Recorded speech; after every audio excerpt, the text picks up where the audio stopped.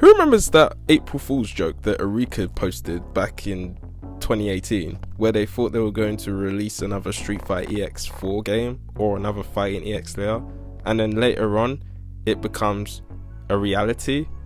And I saw some of the trailers, so let's take a trip down memory lane to Fighting EX layer. So back then it used to be called Fighting Layer back in 1998, and this game was a lot like Street Fighter EX but in its own way. Back then Street Fighter EX Plus Alpha released before this game was released, and you had all these fighters that had inspired by many, and now when you look back at it, it's like, wow, the involvement. Now I can't lie, there wasn't a whole lot to expand on except that they added some features into this game, and I can't lie, there are a lot like the previous EX games that we have played in the past. They brought back the return of Kairi, they brought back Hokuto, and also Garuda came back, but hold on, Scalamania came back as well. He's just a legend.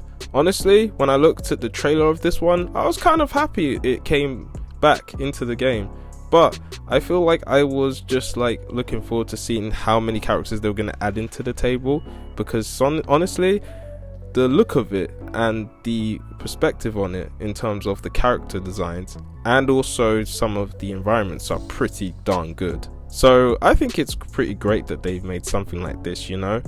Now, was I expecting the storyline? Not really, because I knew that Fighting EX Layer were not going to do that. So the update of Palum Puma was literally great, and also Volcano Rosso looks fantastic too. But hang on, an SAK character Terry Bogard was in this game? God damn! As we look through the character select, I gotta say the artwork is pretty cool. I do like the character select look on this one, and they've added some gougis to the system. Whenever you pick each character, there is Deck, there is Juggernaut, there is Aggro. There was also some parts that I feel like they could have added a bit more to it with the Gogi system in this one, which I get the idea of Gogi systems, but to tell you the truth, I'm not really a huge fan of the Gogi system, I'll be real, and that's part of my gripe. But back then, they were actually making a game before then, before Fighting EX Layer became a thing. It was called Project EX1, and looking at it, it was going to be a Nintendo 3DS game, or a 2DS game to be precise.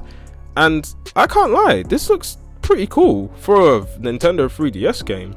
And it's unfortunate that they didn't actually make a release date on this one, so they just gave you a little feel of how the game was going to be. Now, this was going to be two parts of it, the first one and the second one, with all of the characters that we know and love that are in this game. And I'll little review it right now, because this game, personally, I think it's a fun one. So when I looked at the other progress of it, I think, this could have been fun for a release date, because two of these environments look pretty cool, and the character designs look pretty good too. They don't look as weird or off as janked as it is. It may look the same, but Alan Schneider's costume looks a bit weird to me. He looks like he's in a bathrobe than an actual karate gi, but Hokuto looks pretty fire though. But all these characters that were in this game, this was personally part of that progress that was going to be in it. Now, I personally would have liked this to happen, but at the same time, I could see why it wouldn't happen, because some people may not be interested in it. It just feels like it's the same thing, but not really entertaining. So maybe they were better off having Fighting EX Layer become a thing, rather than just having Project EX come through. But it was a good attempt, so I'll give Eureka that. Now, going through the video games years ago, I still think it's a pretty solid game. I do like the idea of this. I think my favourite environment, as you're seeing right now, is this one specifically. I do like the complexity in this game. I also do like the environment of it. I'm more of an urban city kind of environment person, and I do like some nature too, don't get me wrong, because that is looking really good too. But besides from all of that, I have some gripes about this game, as I said before. Firstly, it's the Gogi system. The Gogi freaking sucks in this game. Honestly, the Gogis is the reason why most people never really return to this video game, and it's kind of sad, because I feel like they had some cool ideas and it looks fun overall, and it's great to get some nostalgia characters from the EX series to become in their own way.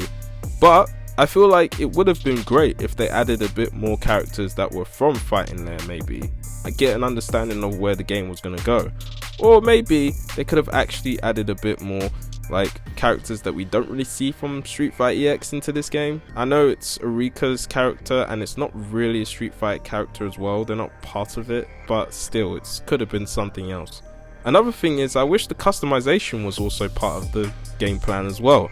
I mean, it's cool to have different colors and all of that stuff because the complexity of that character design looks pretty damn cool, and I wish that they added more of the nostalgia throwbacks to some of the characters. I do like the dress and the outlook on these things, but at the same time I still feel like they could have added a bit more variety in the customization for characters to wear different clothes. But the colors that they put into different customizations is actually pretty good, but again, I kind of wish they did something different, and I can understand why so many people didn't really return to it all that well as well. But regardless, I would rate this a solid 7 out of 10, even though I don't really do the scores like that, but you can get caught up in these moments sometimes. And the one thing that throws me off is that Sanane is now used to be called Nanase and now she's called Sanane. Like, it's just such a stupid change. Like, seriously, why can't you just make it so simple as Nanase? That's a prettier name than Sanane. But there are some throwbacks in this one that I didn't even expect. The only thing that I feel like was interestingly out of the blue is when Skullomania and Shadow Geist are two different characters. They're not really the same, but Shadow Geist is the one that surprised me the most. I always thought that Shadow Geist was just like Skullomania, but after all of that, Skullomania and Shadow Geist are two different characters. And the thing is that Shadow Geist has a daughter, and that's Sharon. And after realizing that he's been dead 20 years ago, ooh, that's kind of dark. There was a video game that was going to be put out, and that is Fighting EX Layer 3.0. The look of it actually looks pretty nice, but I also think that they've added a bit more variety to it, such as the 3D kind of side steps and the versatility to the mix. But again, I also think that the gougi system isn't a big issue. They've now changed the way they've made the fighting game look now, and it looks pretty cool. And you know, obviously Alan Schneider and Terry Bogard still look good in the video game, but I really hope they could add some throwback sounds to it and some throwback video game music. Also add some characters to Fighting Layer. See, that would give people a great nostalgia trip as well. But what do you think of this game overall? Did you like it? Did you hate it? I mean, was it a good game? Was it a bad game? And I really appreciate you guys for listening to me and stopping by. And yeah, thank you for watching. Peace.